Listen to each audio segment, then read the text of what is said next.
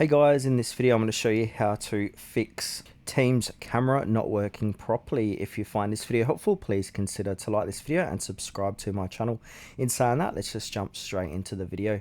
Okay, so the best way to do this is to type in settings, click in the settings, then from here on the left hand side navigate to apps.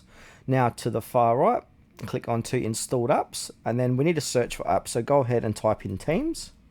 Here it is here. So I want to click on the three dots and click onto advanced options. Now from here, we want to go ahead and make sure camera is enabled. If that's disabled, your camera won't work. Also, we can try to scroll down and repair this app. So if the app isn't working right, we can try to repair it. The app's data won't be affected. So go ahead and click on repair. And if it still isn't working right, your camera's not working, we can go ahead and reset it. So go ahead and click on reset, and that's going to reset the app's data will be deleted. And last resort is to uninstall the app and its settings. Documents will not be affected, and reinstall Microsoft Teams again.